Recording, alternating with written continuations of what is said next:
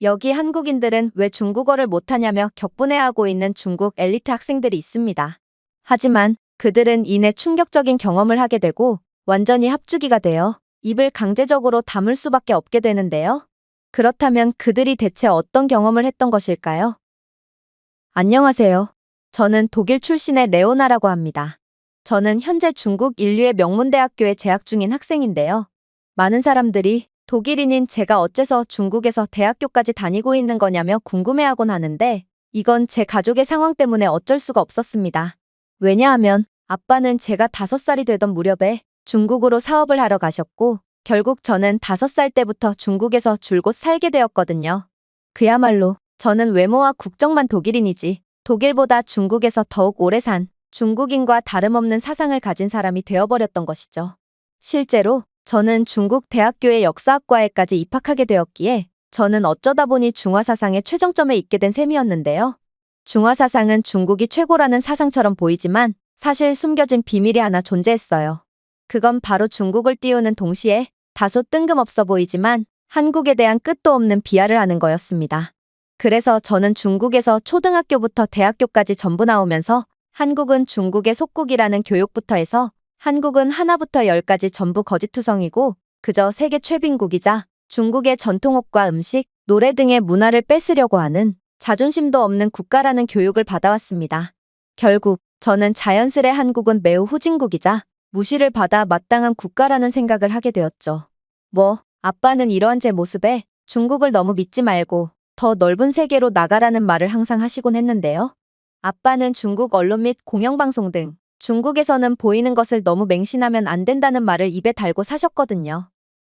하지만 중국에서 평생을 살아온 제가 그러한 아빠의 말이 귀에 들어올 리가 없었고 그렇게 저는 중국 명문대학교의 역사학과에서 최초의 인류는 중국인이고 최초의 문명은 중국에서 시작되었다는 선전교육을 지속해서 들을 뿐이었습니다. 그러다 한 번은 충격적인 강의 하나를 듣게 되었습니다. 바로 이름만 대면 알 법한 독일 최고의 기술 기업의 수석 엔지니어 출신 독일 교수님께서 특별히 이곳 중국 대학교에서 강연을 하게 되었을 때의 일이었는데요.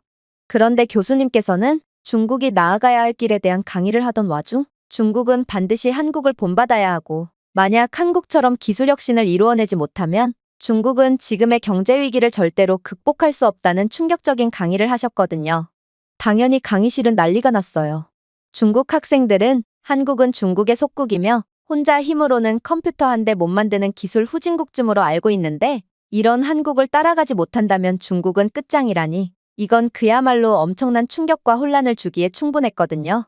그리고 역시나 중국 학생들은 격분하며 소리를 지르기 시작했죠. 당신, 그게 무슨 대체 말이야? 한국은 역사를 따져봤을 때도 중국의 속국이며 현재도 한국은 중국의 21세기판 식민지와 다름없는 상태인 거 몰라? 한국은 사실상 주권도 없는 국가일 뿐이라고. 또한 현재 전 세계의 기술 시장은 중국이 점령한 상태고 한국은 잘해봤자 중국이 먹다 남긴 부스럭이나 주워먹는 기술 후진국일 뿐이지.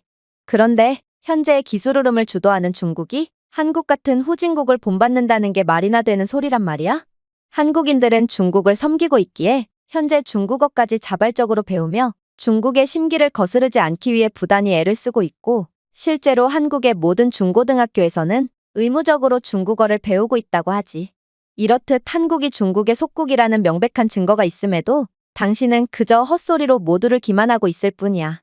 아무래도 기술자로서 그리고 교수로서의 당신의 명성은 그저 과대평가되고 있을 뿐인가 보군. 그런데 이러한 중국 학생의 꽤 도발적인 말에 독일인 교수님은 그저 한숨을 푹 내쉬더니 이내 예상치도 못한 충격적인 강의를 해오기 시작하는 거 아니겠어요? 이건 정말 대답할 가치조차 없는 질문이군요. 중국어를 배운다고 해서 그게 속국이 된다는 논리는 정말 인류 대학교에 재학 중인 학생이라고는 도저히 믿기 힘들 정도의 형편없는 논리예요.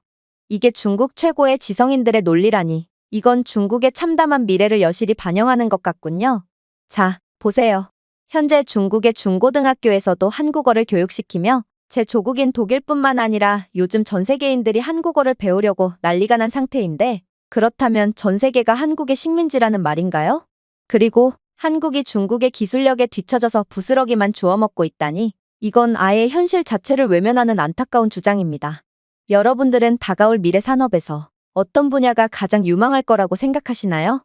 지금까지 스마트폰이 기술 산업을 주도하며 엄청난 자본을 빨아들였다면 이제는 전기자동차, 그리고 전기자동차 중에서도 가장 중요한 부분인 전기자동차 배터리 산업이 막대한 자본을 빨아들이게 될 것입니다. 그리고 이 사실은 전 세계 모든 국가들이 알고 있기에 모든 국가들은 전기자동차 배터리 기술을 선점하기 위해 천문학적인 자본을 투자하고 있죠. 그렇다면 현재 이러한 배터리 기술에서 어떤 국가가 우위를 점하고 있을까요? 전통적인 자동차 기술 강국인 독일? 아니면 전 세계에서 가장 많은 자본을 쏟아부으며 미래 패권국을 노리는 중국? 놀랍게도 현재 압도적인 배터리 기술을 가지고 있다고 평가받는 국가는 바로 한국입니다. 중국 학생들이 전기차 배터리 시장에서 중국이 우위를 차지하고 있다고 믿는 이유는 대충 이해가 갑니다. 사실 중국은 전기차 배터리를 가장 많이 판매한 국가 중 하나거든요. 그런데 매출을 따져보면 중국은 거의 적자 수준임에도 한국은 이러한 배터리 시장에서 엄청난 해외 수출을 하며 막대한 마진을 남겼습니다. 분명 한국이 중국보다 적은 판매량을 가져갔음에도 도대체 왜 이익은 한국이 훨씬 많이 남았을까요? 간단합니다. 중국은 이 분야에 엄청난 자본을 투자했음에도 아직도 형편없고 원시적인 기술력만을 가지고 있기에 그저 압도적인 저가 정책을 통해 마진이랄 것도 없는 수준의 이익을 보며 배터리 수출을 하고 있을 뿐이거든요. 생각해보세요. 중국 정부는 전기차 배터리 생산에 막대한 보조금을 지급하여 CATL 및 비아디와 같은 주요 업체에 자금, 토지 및 인프라를 제공했습니다. 이러한 지원을 통해 중국의 전기차 배터리 기업은 빠르게 확장을 하는 것처럼 보였죠. 그러나 중국은 늘 그랬듯 고차원적인 기술을 개발하기는커녕 그저 저성능 배터리를 저가에 팔아먹는 저가 정책에만 의존하는 한계를 보였습니다. 중국 배터리 제조업체들은 니켈, 코발트, 망간 배터리에 비해 저렴하지만 에너지 밀도가 낮은 리튬 인산철 배터리를 포함한 저비용 솔루션만을 전문으로 하고 있거든요. 이러한 낮은 수준의 기술력이 명백한 중국의 한계이며 이러한 최첨단 기술 개발이 아닌 저가 정책에만 의존하는 중국은 혁신 잠재력이 제한되어 도저히 미래가 보이지 않을 뿐입니다. 중국이 그렇게나 기술력에 자신이 있었다면 왜 중국의 플래그십 전기차 모델들조차 죄다 한국산 배터리를 사용하는 거죠? 이러한 중국조차 한국의 전기차 배터리를 사용하는 현실이야말로 중국은 한국의 기술력 차원에서 압도당한다는 사실을 자신들 스스로가 인정하고 있는 꼴이라는 것입니다. 반면에 한국은 어떤가요? 한국은 중국의 기술력을 한 차원을 뛰어넘은 기술을 가지고 있습니다. 한국은 현재 중국이 사용하는 리튬이온 기술에 비해 더 높은 에너지 밀도, 더 빠른 충전, 더 향상된 안전성을 제공하는 고체 배터리를 사용하고 있거든요. 한국 기업들은 중국의 LFP 배터리에 비해 에너지 밀도가 높고 주행거리가 긴 니켈, 코발트, 망간과 니켈, 코발트, 알루미늄 배터리 기술을 상용화해낸 상태고 실제로 한국은 계속된 고체 배터리 혁신까지 이뤄내 중국 배터리보다 5배나 높은 에너지 밀도를 자랑하고 있습니다. 그러나 한국의 가장 두려운 점은 따로 있습니다. 그건 바로 한국은 그렇게나 압도적인 투자를 했던 중국보다도 5배가 더 많은 첨단 배터리 기술 특허를 출원했다는 사실이죠. 중국이 질보다 양으로 승부하며 기술 혁신을 도저히 이뤄내지 못했을 때 한국은 중국보다 적은 자본을 투자했음에도 중국이 해내지 못한 혁신을 계속해서 이뤄냈고 이제는 중국이 도저히 따라올 수조차 없는 경지에 이르게 된 것입니다. 또한 중국 입장에서는 더욱 암담한 점은 중국의 이러한 저가 정책도 시간이 갈수록 도저히 먹혀들지 않게 될 거라는 점인데요. 한국은 매우 천재적인 국가로 전략적이고 과감하게 공급망 다각화를 실시했기 때문에 중국에 비해 압도적인 성능을 자랑하는 배터리를 더 낮은 가격에 제공할 수 있기 때문입니다. 즉, 비용 절감까지 이뤄낸 한국은 이제는 중국이 지배하고 있던 저가 배터리 시장까지 전부 뺏어오게 될 거고 이러한 한국의 독주 흐름은 벌써 그 징조가 보이는 중이라는 것입니다. 사실 한국은 인건비가 매우 높은 국가이기 때문에 이는 인건비랄 게 거의 없는 수준의 중국에 비한다면 해외 수출에 불리한 위치에 있는 게 사실입니다. 하지만 한국은 베트남과 헝가리 등의 제조 공장을 건설함으로써 비용 이점과 글로벌 시장과의 근접성을 결합하여 물류 비용을 절감할 수 있었습니다. 한국 기업들은 지역 전기차 시장에 대응하고 현지화 요구사항을 충족하기 위해 전 세계의 배터리 공장을 건설하고 있고 실제로 SK온은 유럽 및 북미 자동차 제조업체를 지원하기 위해 헝가리와 조지아에 생산시설을 설립했죠. 이를 통한 인건비 및 물류 비용의 절감은 곧 중국의 저가 정책도 이제 불가능하게 되었다는 것을 뜻한다고 볼 수 있습니다. 사실 여담이지만 중국 배터리 공장은 전부 중국 현지에 있다는 사실 자체만으로 가난한 국가는 오히려 한국이 아닌 중국이라는 것을 여실히 보여주는데요. 중국인들은 동남아 국가들을 무시하곤 하지만 사실 중국 인건비가 동남아 인건비보다 저렴하니 이들은 중국 현지에서만 생산을 하며 공급망 다각화라는 것을 전혀 하지 않는 거거든요. 그러나 만약 중국에서 무슨 일이라도 터진다면 이러한 뜻하지 않은 사고는 연쇄 반응을 일으켜 대참사를 불러일으킬 것입니다. 특히나 정치적 불안정성이 매우 심한 중국이기에 중국은 그야말로 어떻게 될지 모르는 시한폭탄 같은 상황에 놓여 있다고 봐도 무방한 거죠. 저런 중국 최고의 인재들이라는 학생들이 아직도 제 말을 이해하지 못하고 눈만 껌뻑대고 있군요. 자, 더 쉽게 설명해 드리겠습니다. 한국산 배터리는 테슬라, 포드, BMW와 같은 선도적인 자동차 제조업체들로부터 무한한 신뢰를 받으며 독점 파트너십까지 맺은 상태입니다. LG 에너지 솔루션은 테슬라, 폭스바겐, 포드, 현대 기아의 배터리를 공급하고 있고 SK온은 포드와 수십억 달러 규모의 전기 트럭 및 SUV 라인업 계약을 체결했죠.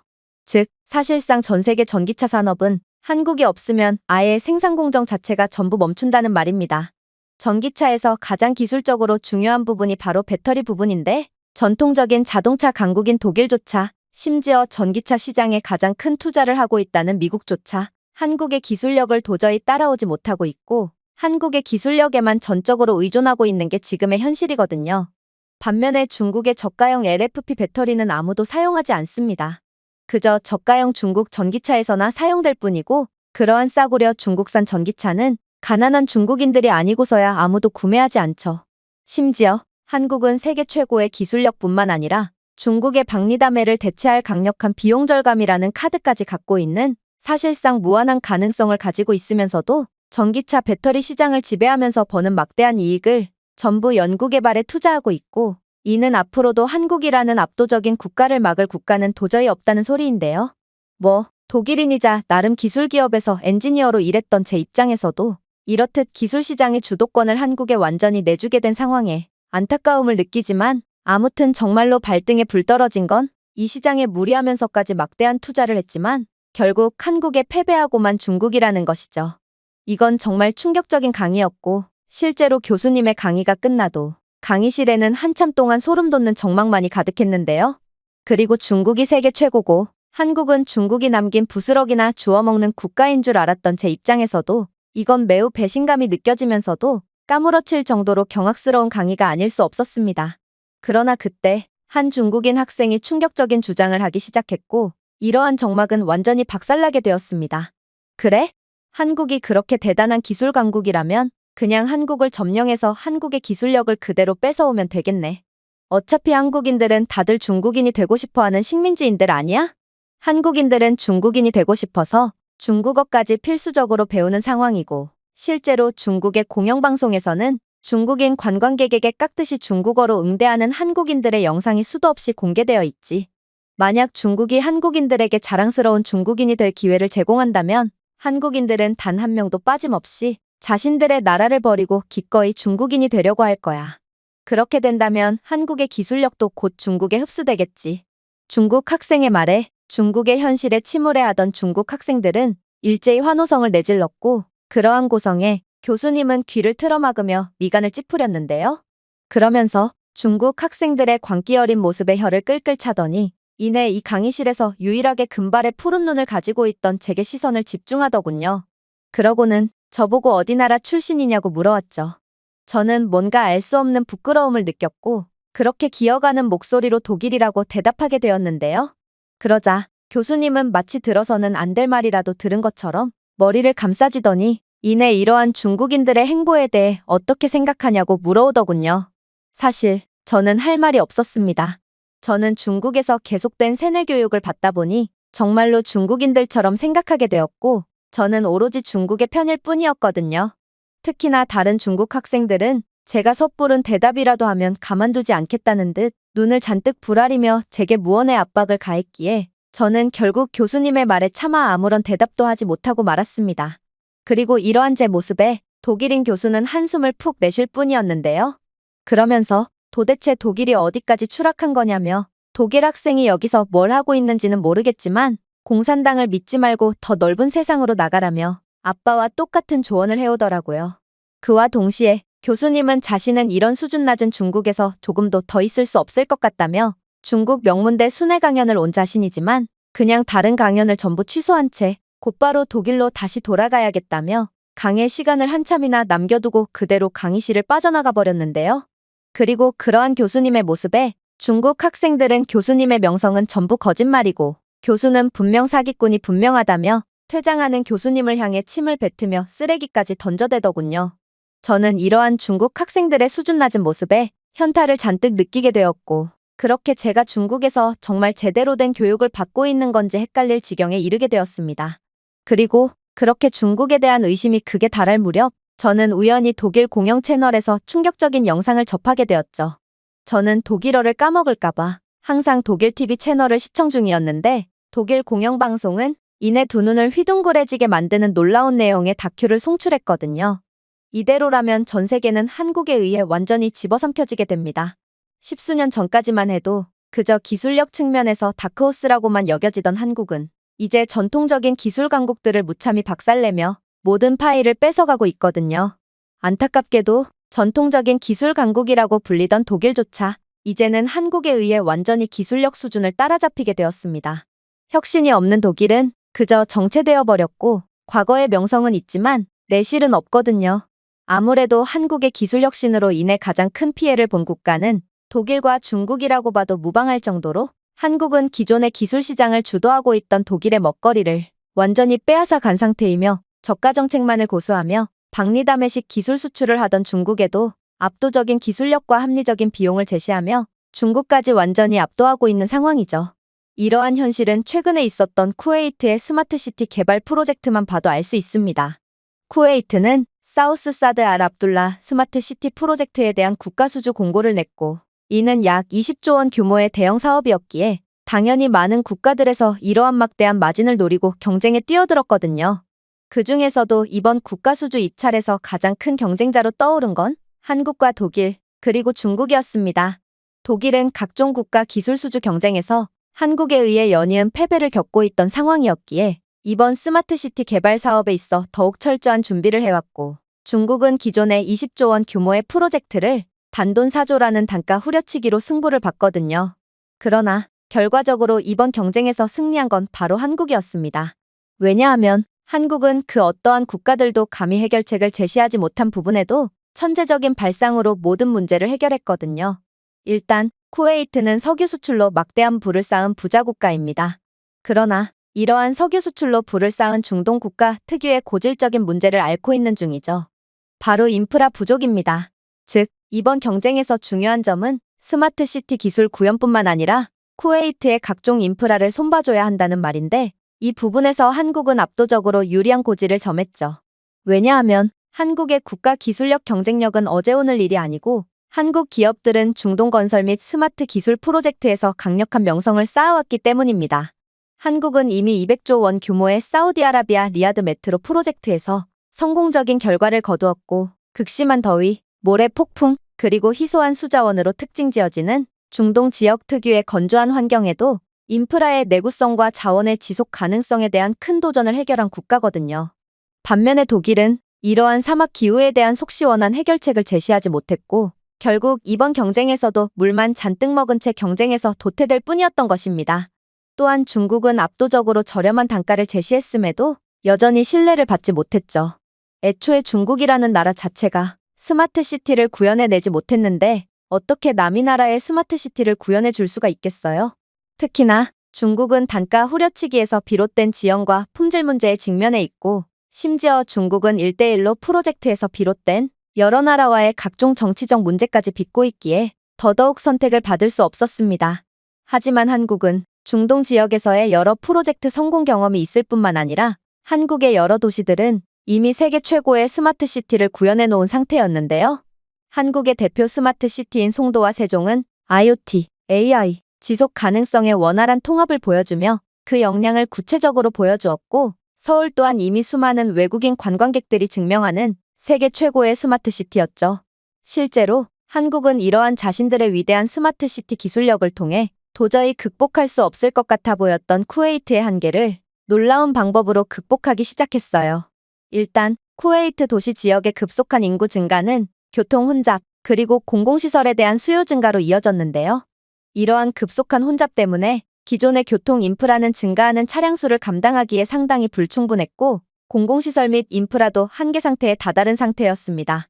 그러나 이러한 교통 혼잡 및 도시 과밀화 부분에서 세계 최악의 모습을 보여주고 있는 중국과는 달리 한국은 이러한 급격한 도시 인구 과밀화에 대한 문제를 성공적으로 극복한 국가였습니다. 오죽했으면 신흥국들은 한국의 성공 사례를 교과서 삼아 한국을 그대로 따라하려고 노력하기까지 하는 중이거든요. 그렇게 한국은 자신들이 스마트 인프라를 통해 교통체증 문제를 극복했듯이 똑같은 문제로 골머리를 앓고 있는 쿠웨이트에 AI 기반 도시관리 시스템을 도입하는 놀라운 솔루션을 제시했어요. 사실 이건 한국에 있어 누워서 떡 먹기 수준의 매우 쉬운 솔루션이었습니다. 왜냐하면 한국은 이미 대부분의 도시에 이러한 AI 기반 도시관리 시스템을 도입한 선진국이기에 그저 자신들이 하던 그대로 기술을 전수해주면 됐기 때문이죠. 일단 한국은 자체 기술력으로 개발한 AI 알고리즘을 통해 도로, 전력망, 수도 시스템과 같은 인프라의 상태를 모니터링하여 문제 발생 전에 문제를 예측하여 다운타임과 수리 비용을 최소화하고 있는 국가입니다. 즉, 한국은 다른 국가들에서는 전문 인력을 투입하여 해결해야 하는 문제를 인간보다 더욱 정확하게 모든 문제를 사전에 예방하고 있었고, 이러한 한국이 개발한 AI 안전 점검 시스템 덕분에 한국은 모든 인프라가 일체의 지연이나 돌발 상황 없이 완벽하게 유지되고 있다는 말입니다. 이건 정말 놀라운 모습입니다. 독일만 해도 각종 교량이나 도로 등의 인프라는 정기적인 점검을 하느라 하루가 멀다 하고 이용에 지장이 생기고 있을 뿐만 아니라 이러한 정기 점검을 위해 사용되는 비용도 상당하거든요. 그러나 한국은 한번 잘 구축한 기술력 하나로 정기적인 비용 지출이나 점검으로 인한 시민들의 불편이 전혀 없이 그저 완벽하게 도시를 운영하고 있는 것입니다. 그리고 특히나 한국의 이러한 AI 시스템은 쿠웨이트에 아주 딱 들어맞는 시스템이 아닐 수 없는데요. 쿠웨이트는 전형적으로 석유 자원에만 의존하여 막대한 부를 쌓은 국가로 이러한 기형적인 발전 때문에 인프라를 유지보수할 전문 인력과 기술력이 매우 부족한 상황이거든요. 그런데 이렇듯 전문 인력을 해외에서 수입해오며 막대한 정기적인 지출을 하고 있던 쿠웨이트는 한국의 AI 안전 점검 시스템 덕분에 각종 혼란한 상황을 극복하고 또 엄청난 비용 절감까지 할 수 있다니 이건 쿠웨이트 입장에서는 기술력의 단계를 한 단계 그냥 뛰어넘어버리는 막대한 기회인 셈이죠. 그러나 쿠웨이트 입장에서 한국의 스마트시티 기술력이 무엇보다도 탐이 났던 부분은 따로 있습니다. 그건 바로 한국의 교통 AI 시스템이었죠. 사실 한국은 세계 최고의 교통 AI 기술을 개발해 놓은 상태고 이로 인한 엄청난 혼잡도 감소 효과를 얻으며 막대한 경제적 이익을 봤거든요. 자, 이 부분에 대해 많은 사람들이 의문을 제기할 수도 있을 것입니다. 서울은 교통체증이 심한 도시라며 말이죠.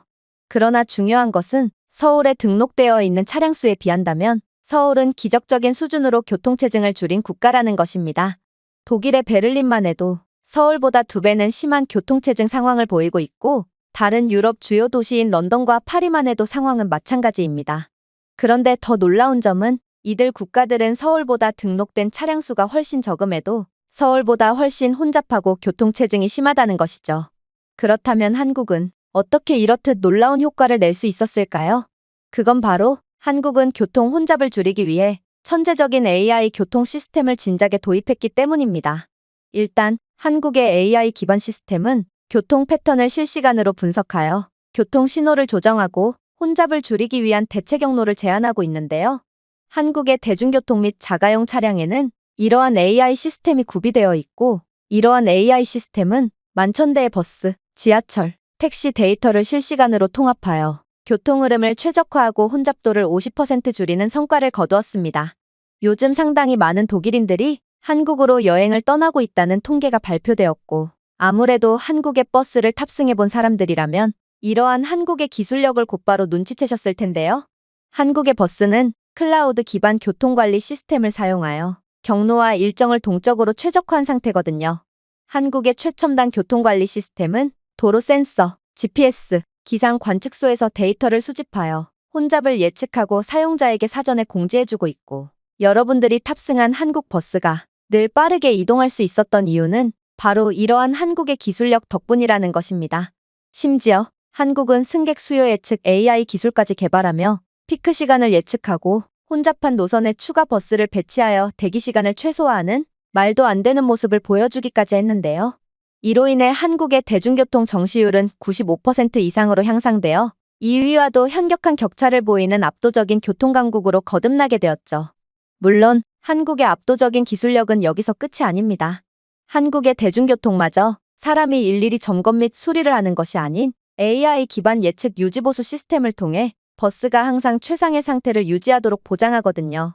한국에서는 대중교통 정기 점검으로 인해 승객들이 지연 등의 문제로 피해를 볼 일이 없습니다.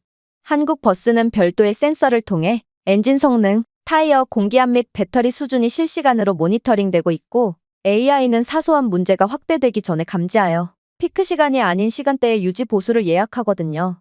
이러한 예측 시스템은 유지 보수 중단 시간을 60% 줄여 버스가 더 오래 운행되도록 보장하고 있는 것입니다.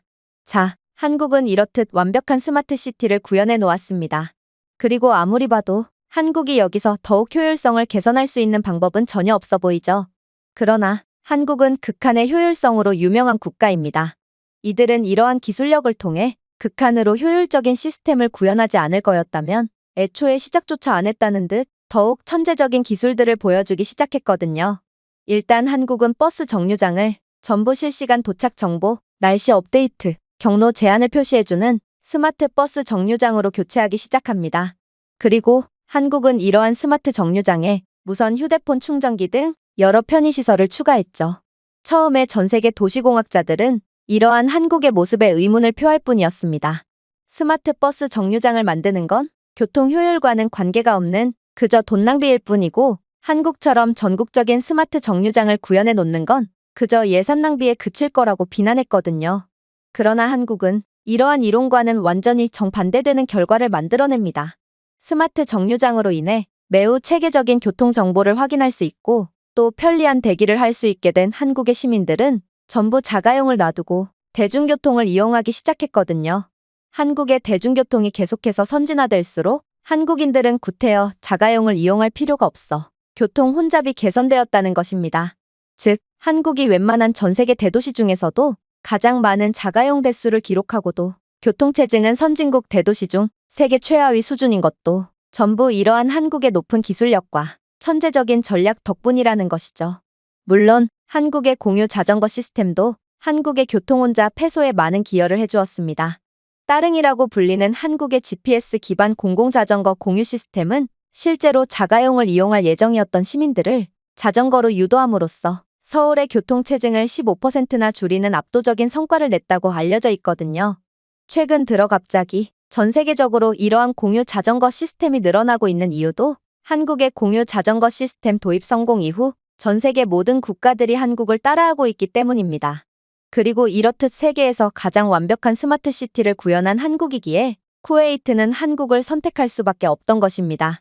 이러한 한국이 개발한 AI 교통 시스템이 쿠웨이트에 적용된다면 쿠웨이트는 그야말로 그동안 넘쳐나는 자원 덕분에 기술력 개발을 게을리했던 과거의 실수를 전부 극복할 수 있게 되거든요. 일단 쿠웨이트에 한국식 AI 교통 시스템이 도입되어 동적인 교통 신호 조정을 제공하게 된다면 쿠웨이트에 특히나 혼잡하고 정리가 되지 않은 도로 상황에 200%의 효율을 제공하게 될 것으로 예상되는데요. 그만큼 쿠웨이트의 도로 시스템은 기술력이랄 게 하나도 들어가지 않은 백지 상태기에 더더욱 한국의 시스템으로 이익을 볼 수 있는 것입니다. 물론 여기서도 한국의 천재적인 전략을 여실히 엿볼 수 있죠. 한국은 쿠웨이트의 스마트 교통 시스템을 도입해주면서 자신들의 놀랍도록 효율적인 대중교통을 통해 쿠웨이트의 대중교통 인프라 구축 사업까지 따내며 추가적인 천문학적인 수익을 얻어냈거든요. 사실 대중교통 인프라 구축 사업은 상당한 대규모적인 프로젝트며 이는 엄청난 마진이 남는 걸로 알려져 있는데요.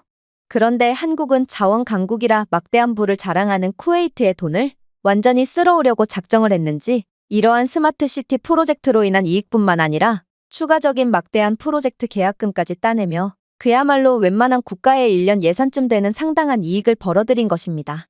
그러나 한국의 소름돋는 기술력은 여기서 끝이 아니었습니다. 사실 한국은 폐기물 관리 기술력 부분에서도 세계 최고 수준을 자랑하는데요.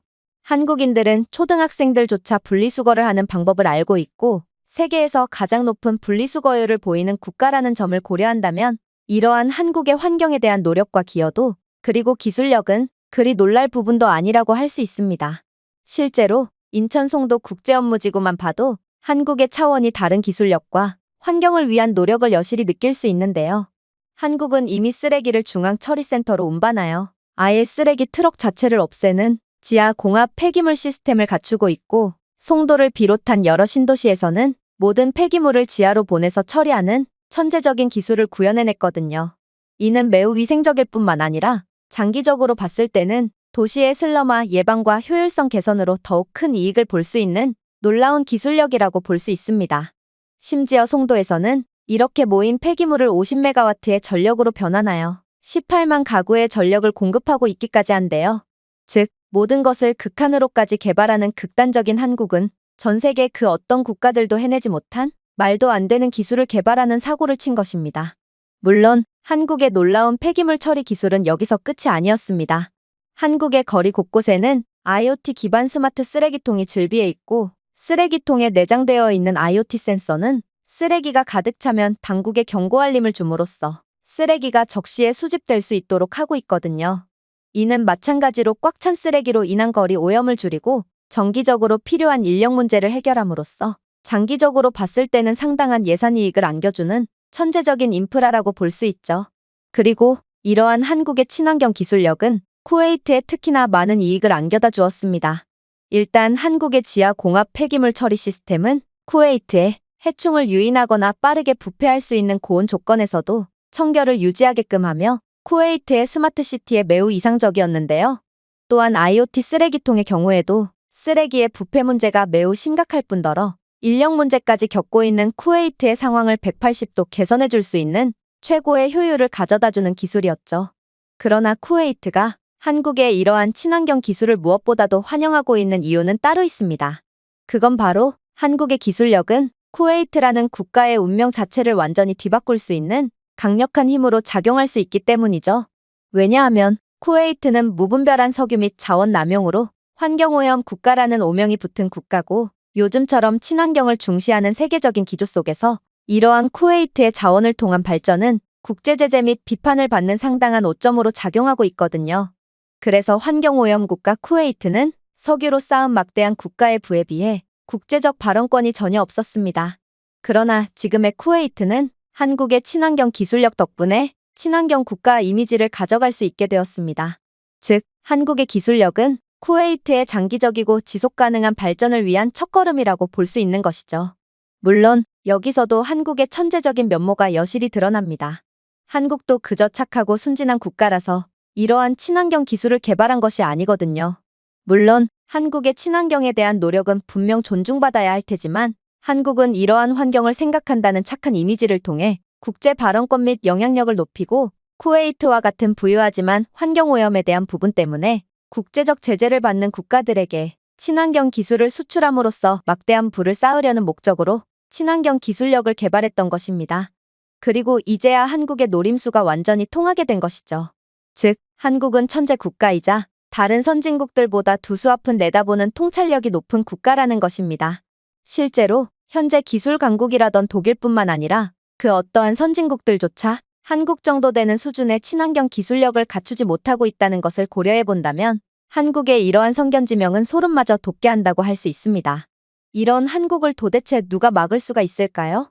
심지어 한국은 이러한 기술 수출로 얻은 부를 그대로 연구개발에 투자함으로써 다른 국가들과의 기술 격차를 계속해서 벌려가는 중이라고 하는데요.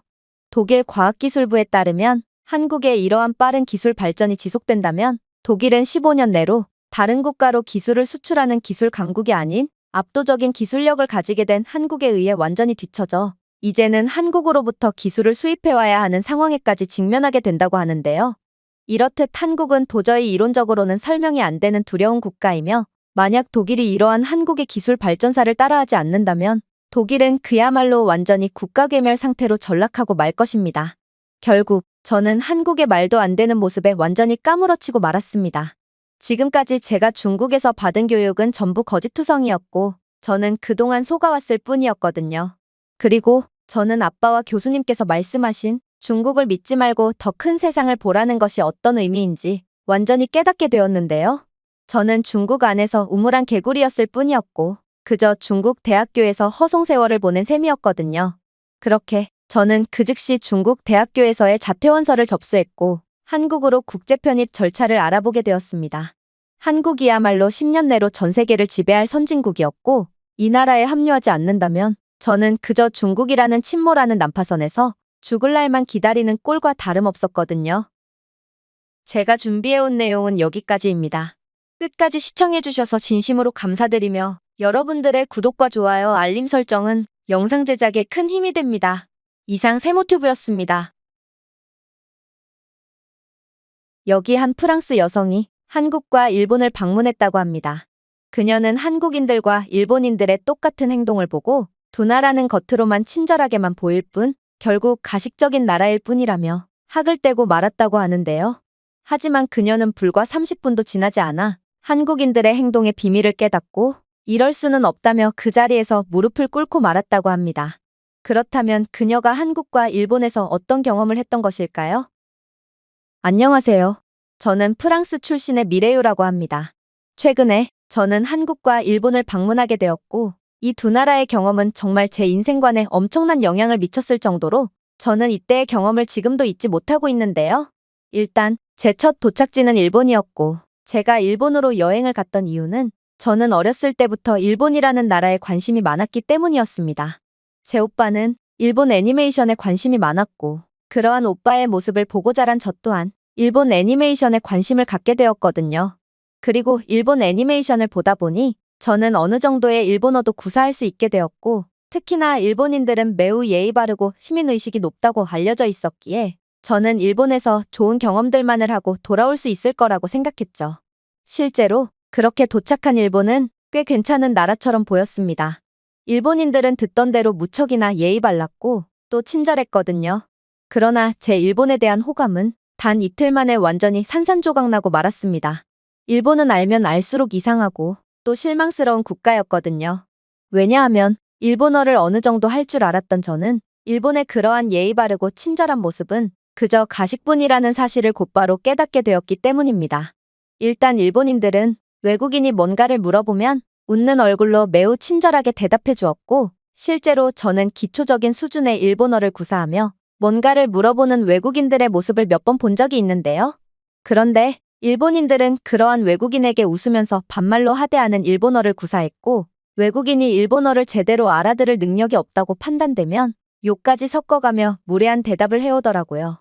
어떻게 웃는 얼굴로 사람 면전에 그러한 하대를 할 수가 있는 건지 저는 그들의 웃는 가면 뒤에 숨겨진 진짜 모습을 본 것 같아 소름마저 돋았습니다. 그리고 외국인이 일본의 현지의 언어로 말을 건넸다는 것은 그만큼 일본을 존중한다는 뜻인데 일본인들은 그러한 외국인들의 진심과 존중을 짓밟아버린 셈이거든요.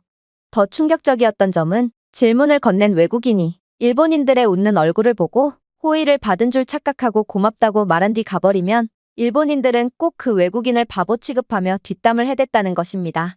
저 멍청한 외국인, 일본어 발음이 너무 우스꽝스럽지 않아? 마치 바보가 말하는 것 같아. 바보 같은 외국인 놈들, 내게 하대와 욕을 얻어먹고도 좋다고 해벌쭉하고 있군. 아마 저놈은 내가 욕과 함께 잘못된 정보를 제공했다는 사실을 죽었다 깨어나도 모를 테지. 저는 이러한 일본인들의 소름 돋는 모습을 보고 아마 일본인들은 제게 웃는 얼굴로 응대해 주었을 때도 똑같이 뒷담으로 저를 조롱했을 거라는 생각이 들어 불쾌감마저 들었습니다. 그러나 일본인들의 가장 소름 돋는 점은 따로 있었어요. 바로 일본은 정말 보여주기에 미친 국가였거든요. 아마 많은 사람들이 일본 하면 규칙을 잘 지키고 시민의식이 높은 국가라고 생각할 것이 분명하지만 이들을 유심히 지켜보다 보면 일본인들은 이러한 보여지는 부분에만 엄청난 신경을 쓰지 안 보이는 곳에서는 이들만큼 난장판인 국가도 없었습니다. 일단 공유우산 제도부터가 그랬습니다. 일본은 주민센터 등에서 비 오는 날에 시민들에게 우산을 대여해주고 자발적으로 반납을 하는 공유우산 제도를 실시하고 있다고 했는데요. 저는 이러한 사람들의 양심에만 의존하는 제도는 절대로 지켜질 리가 없다고 생각하면서도 그래도 규칙을 잘 지키기로 유명한 일본인이 어느 정도의 양심은 지켜지고 있을 거라는 일말의 기대도 들었습니다. 그런데 그렇게 도착한 일본의 공유 우산 꽂이함에는 우산은커녕 전부 쓰레기만 가득 차 있는 거 아니겠어요? 일본의 날씨를 확인해 보니 일본은 비가 안 온 지 일주일은 넘은 상태였고, 이 말은 일본인들은 공유우산을 빌려간 뒤 한 명도 다시 반납하지 않았다는 소리였어요. 이건 일본의 잘못이라고 보기엔 조금 애매하긴 했습니다. 프랑스에서도 이러한 시민들의 양심에만 의존하는 제도를 운용한다면 일본과 똑같이 제대로 운용되지 않을 것이 분명하거든요. 그런데 일본인들은 꼭 겉으로는 시민의식이 좋은 척, 고상한 척을 했다는 점에서 저는 일본이라는 나라의 이중성에 대해 학을 뗄 수밖에 없던 것입니다. 공공장소에서도 일본인들은 꼭 보여지는 곳에는 쓰레기를 버리지 않았지만 화단 뒤쪽이나 화장실 등 잘 안 보이고 개인적인 공간에 엄청나게 쓰레기를 버려댔다는 것을 고려한다면 일본은 분명 정상적인 국가가 아니라는 것을 여실히 느낄 수 있을 테죠. 그렇게 저는 이러한 기형적이고 가식적인 일본의 모습에 엄청난 실망을 느낀 채 이런 나라에서 하루라도 더 있는 건 시간 낭비라고 생각하며 그대로 일본에 대한 사랑을 완전히 접은 채 한국으로 떠나버리게 됩니다. 제가 많고 많은 국가들 중 한국이라는 나라로 떠난 이유는 간단했습니다. 한국은 일본에서 가장 가까운 국가기도 했고 요즘 프랑스 내에서 한국에 대한 인기는 매우 엄청나서 제 대부분의 친구들도 다들 한국을 경험해보곤 했거든요. 그리고 한국으로 한 번이라도 여행을 갔던 친구들은 반드시 한국을 극찬하며 한국은 반드시 다시 가야 하는 국가라며 엄지를 치켜 올렸기에 그렇게 저는 한국으로 가게 된 거죠. 물론 저는 한국에 대한 그렇게 많은 기대를 하진 않았습니다. 그렇게나 기대했던 일본에서 최악의 실망만을 하게 된 저였기에 이제는 기대감이라는 감정조차 아예 사라져버린 상태였거든요.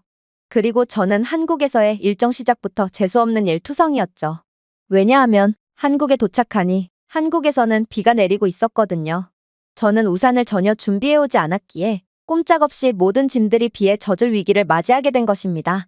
그런데 그렇게 쫄딱 젖은 생쥐꼴이 되겠구나 싶어 한숨을 내쉬던 그때 저는 놀라운 장면을 목격하게 되었습니다. 바로 한국의 인천공항에는 버스와 지하철, 그리고 기차까지 공항 밖으로 나가지 않고도 모든 대중교통을 이용할 수 있도록 되어 있었기에 저는 비를 맞지 않고도 서울로 향할 수 있었거든요. 이건 정말 말도 안 됐습니다. 공항은 필연적으로 도심 밖에 위치할 수밖에 없는데 어떻게 한국은 이러한 도시 외곽에도 이 정도의 놀라운 대중교통 인프라를 구현해둘 수가 있단 말인가요? 그러나 저는 일본에서 느꼈던 배신감이 너무 컸던 탓일까? 그저 한국에서의 놀라움은 여기서 끝일 뿐일 거라고 생각하며 감정을 절제할 뿐이었죠. 하지만 그렇게 지하철에서 내린 뒤 숙소로 이동하려고 할 때도 놀라운 장면은 계속되었습니다. 왜냐하면 제가 지하철에서 내린 뒤에도 비는 계속되고 있었는데 갑자기 하늘에서 웬 프로펠러가 돌아가는 소리가 나더니 이내 한 드론이 한국인 시민에게 우산을 건네준 뒤 그대로 사라져버렸거든요. 저는 이러한 난데없이 하늘에서 우산이 뚝 떨어진 상황에 당황할 따름이었고 그렇게 우산을 받은 한국인 시민에게 다가가 영어를 구사하며 이게 도대체 무슨 상황이냐며 거의 따지듯 물어봤는데요. 그러자 이 한국인은 유창한 영어를 구사하며 충격적인 대답을 해오기 시작하더라고요. 한국에는 이러한 배송 시스템이 잘 갖춰져 있거든요. 한국에는 이렇듯 예상치 못한 비가 내릴 때 드론으로 우산을 배송해주는 서비스가 존재하고 드론은 제 휴대폰 GPS를 추적하여 직접 우산을 배송해준 것이죠. 이건 무인 드론으로 배송되는 서비스기에 배송비도 매우 저렴해서 자주 이용하고 있죠. 아니, 한국은 도대체 얼마나 기술의 첨단화가 이루어져 있으면 이러한 말도 안 되는 배송 시스템까지 구현한 것인가? 저는 한국의 뛰어난 면모에 그저 할 말을 잃고 말았는데요. 그리고 한국인들이 이렇게나 영어를 잘할 줄은 예상치도 못했기에 저는 더더욱 충격을 받을 수밖에 없었습니다. 일본만 해도 일본인들은 영어를 아예 구사하지 못했기에 저는 그들과 짧은 일본어로만 소통해야 했는데요. 일본인들은 저와 일본어로 소통할 때는 그렇게나 거만하더니 제가 영어를 구사하기라도 하면 거의 제 부하처럼 저를 섬기며 비굴하게 나왔기에 저는 일본의 이러한 강자에게 비굴하고 약자에게 강한 태도에 학을 떼기도 했지만 말입니다. 아무튼 그런 일본에 비한다면 한국은 사람들의 수준으로 보나 기술력으로 보나 분명히 일본에 비해 압도 위에 있는 국가인 듯 보였어요. 그런데 그렇게 한국인 시민과 이런저런 이야기를 나누다 보니 비는 어느새 그쳐버린 거 아니겠어요? 이 한국인 남성은 이러한 황당한 상황에 헛웃음을 지으며 비가 이렇게 빨리 그칠 줄 알았다면 굳이 우산을 구매하지 않았을 텐데 자신은 괜히 우산을 사느라 돈만 낭비했다며 자신이 우산을 반값에 넘길 테니 자신의 우산을 구매하지 않겠냐며 너스레를 떨었는데요. 저는 그런 그에게 다시 드론을 불러서 환불을 요청하는 건 어떻냐는 제안을 하며 그렇게 그와 헤어진 뒤 숙소를 향해 걷게 되었습니다. 그런데 그렇게 지하철 출구에서 한 발자국을 떼는 순간 저는 두 눈을 휘둥그레지게 만드는 충격적인 광경을 목격하게 되었죠. 바로 웬 로봇이 길거리를 돌아다니며 비 오는 거리를 청소하고 있었기 때문인데요. 알고 보니 한국은 이러한 AI 청소 로봇을 시범 운영 중이었고 이러한 로봇을 통해 비 오는 날의 미끄러운 거리 표면이나 물웅덩이를 제거함으로써 사고를 방지하고 있다고 하더라고요. 심지어 한국의 자체 기술력으로 개발했다는 이러한 청소 로봇은 정말 상상치도 못한 충격적인 시스템을 갖추고 있었기에 저는 더더욱 화들짝 놀랄 수밖에 없었는데요. 이 로봇은 레이더 시스템과 GPS 추적 및 실시간 교통 모니터링 기능을 갖추고 있었고 덕분에 로봇은 조금의 오차도 없이 복잡한 도시 환경을 자율적으로 탐색하고 있었거든요. 특히나 로봇은 유동인구가 많은 학교 지역이나 혼잡한 상업 중심지와 같은 고위험 구역을 우선적으로 순찰하며 위험 요소를 제거하고 있다고 했습니다. 로봇은 다층 AI 센서를 사용하여 웅덩이나 미끄러운 표면의 깊이와 위치를 감지했고 이 기능을 통해 횡단보도나 지하철 입구와 같이 사고가 발생하기 쉬운 지역을 즉시 표적으로 삼아 보행자의 미끄러짐 위험을 최소화하고 있었는데요. 특히나 제가 가장 충격을 받았던 부분은 로봇에는 몇 초 만에 지표수를 제거할 수 있는 고용량 물 흡수 롤러가 장착되어 있기에 웅덩이로 인한 감전사고나 보행자의 도보 이동을 막는 상황을 사전에 방지하고 있다는 점이었습니다. 또한 한국의 놀라울 정도로 수준이 높은 최첨단 인프라는 이러한 로봇과 엄청난 시너지 효과를 내고 있었는데요. 로봇은 도시의 날씨 예측 네트워크에 연결되어 있고 비가 예보되면 홍수가 잦거나 교통량이 많은 지역에 선제적으로 배치되고 있다고 했기 때문입니다. 예를 들어 한국의 폭풍이라도 몰아치는 상황에서는 이러한 AI 청소 로봇들은 AI 기반 클라우드 시스템을 통해 중첩을 피하고 청소 경로를 최적화하기 위해 자동으로 조정한다고 했죠. 그야말로 한국은 최첨단 기술력을 통해 비가 와도 아무런 위험 요소가 없는 도시 환경을 스스로 구축해두었던 것입니다. 그러나 가장 소름 돋는 점은 따로 있었습니다. 바로 한국은 이러한 도시 인프라를 정말 극한의 효율을 통해 완전히 뽕을 뽑고 있었거든요. 로봇은 청소를 실시하면서 강우 강도, 물 축적량, 보행자 이동에 대한 데이터를 수집하고 있었고 이 데이터는 도시 계획자 및 당국과 공유되어 더 나은 도시 계획과 개선된 홍수 관리 전략을 가능하게 하고 있다고 했는데요.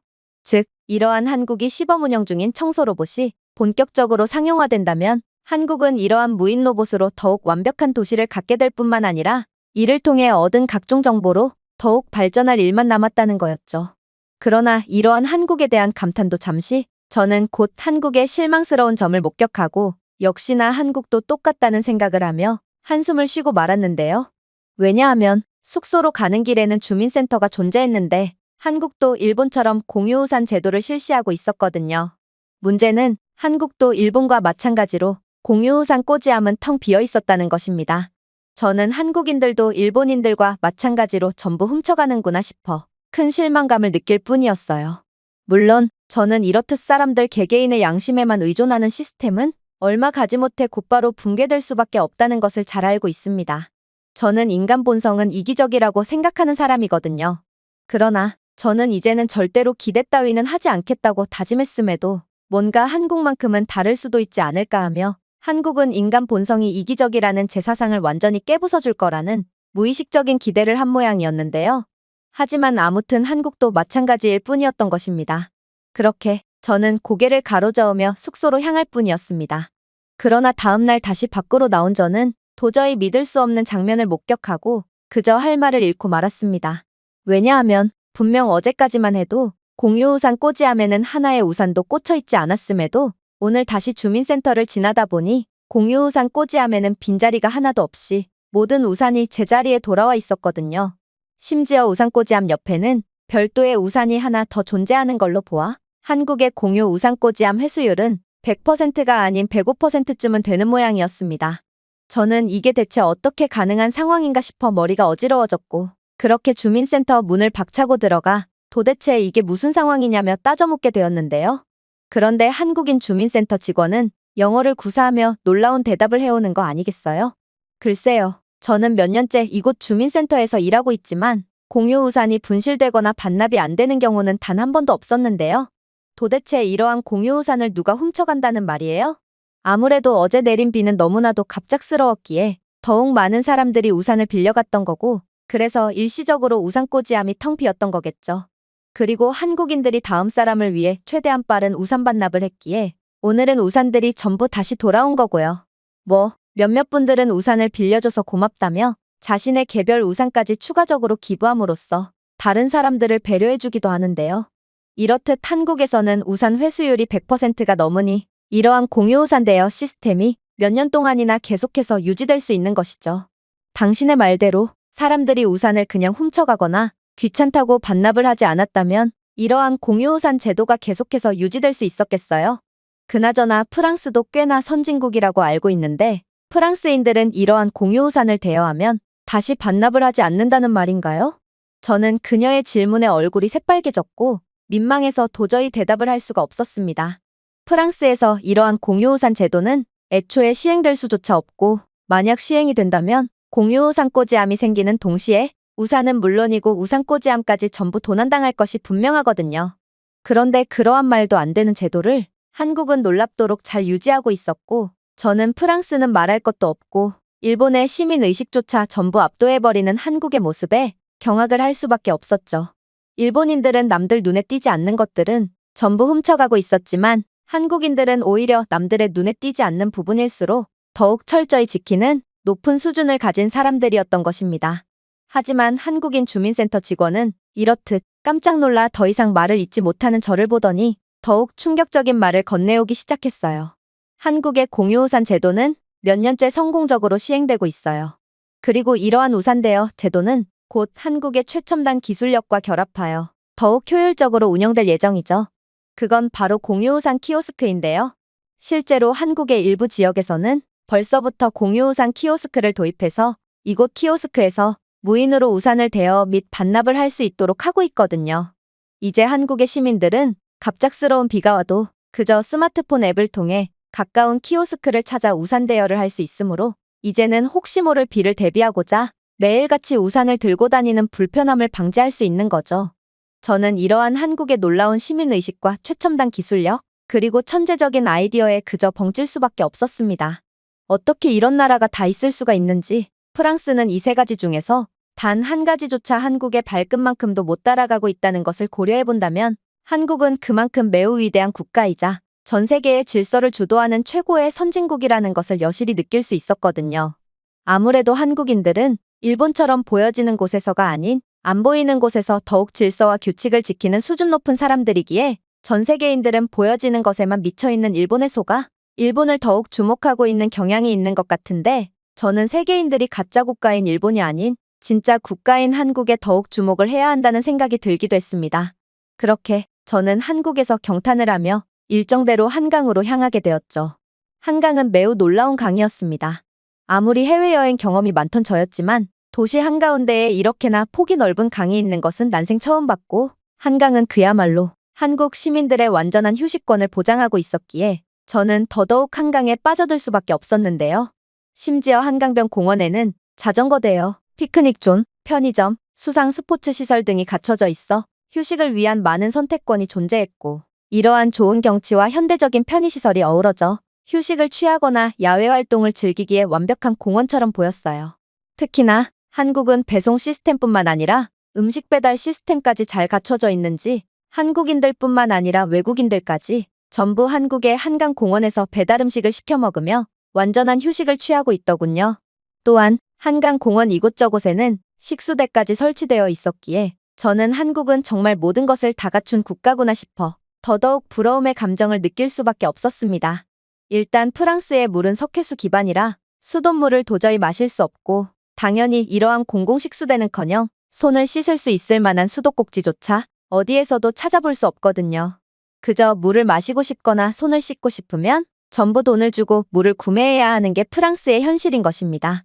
그러나 한국은 놀라운 편의시설뿐만 아니라 수돗물을 그냥 마실 수 있는 축복받은 환경까지 가지고 있다니 저는 한국은 대체 없는 게 뭔가 싶어 혀를 내두를 따름이었죠. 그러나 제가 한강공원에서 가장 크게 놀랐던 부분은 따로 있었습니다.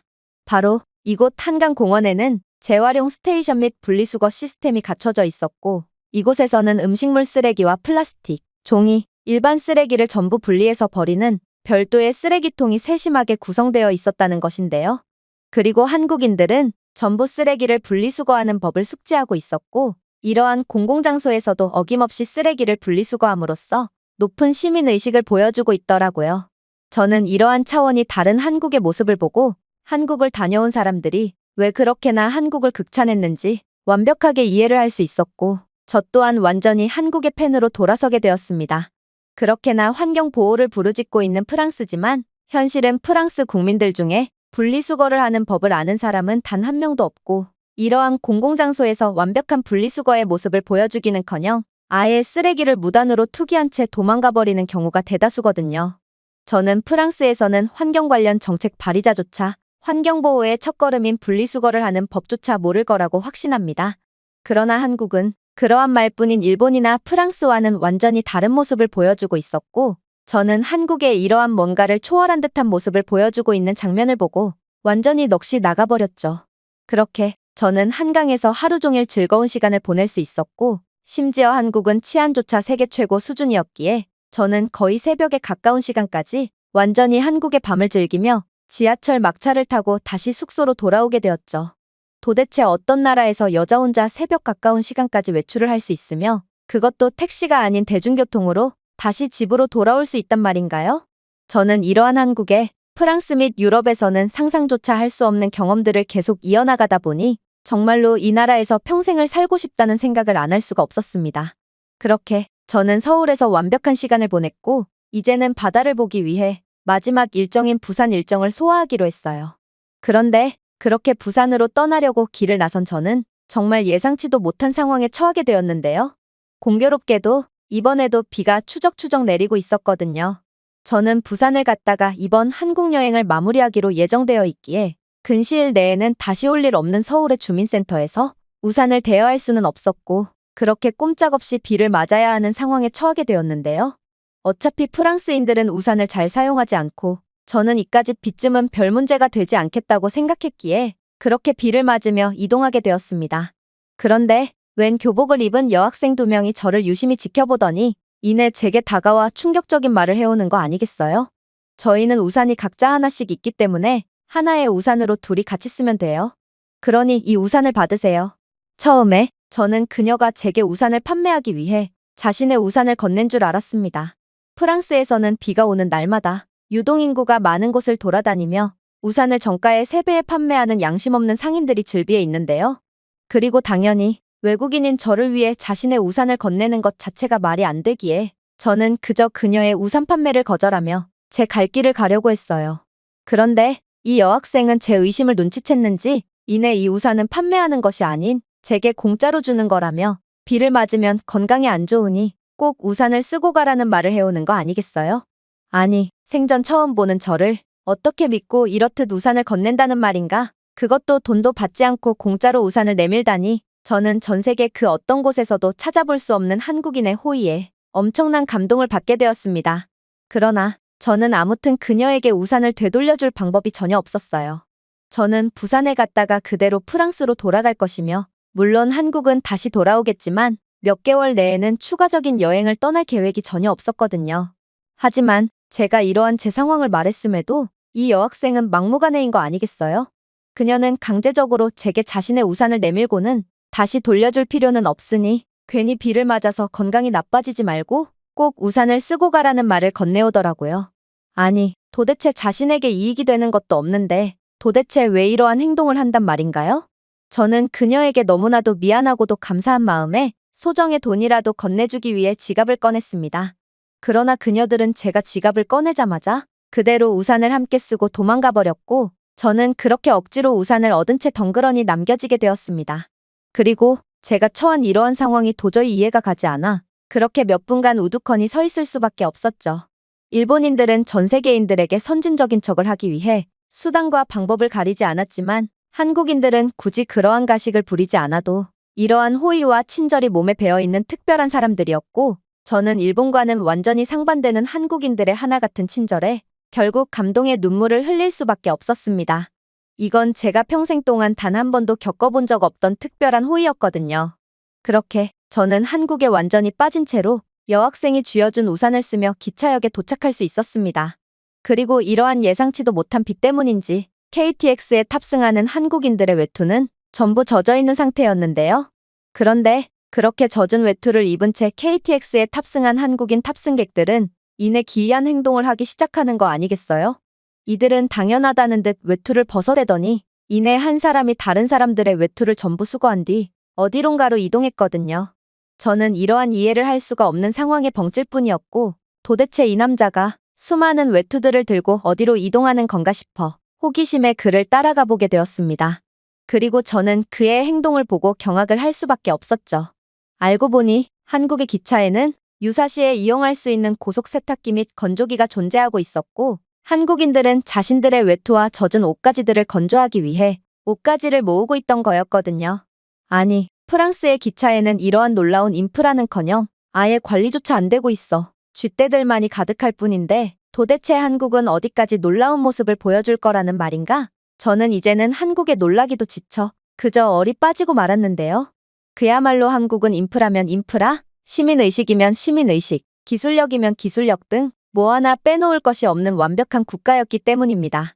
특히나 프랑스의 사업체들은 어떻게 하면 승객들이 주머니를 조금이라도 더 털어버릴까를 고민하고 있었다면 한국은 승객들의 편의를 위해 기차에 세탁기 및 건조기까지 구비해두는 정말 프랑스와는 근본부터가 다른 모습을 보여주고 있었기에 저는 한국에 비한다면 완전히 후진국으로 전락해버리는 프랑스의 모습에 무기력감을 느끼기도 했습니다.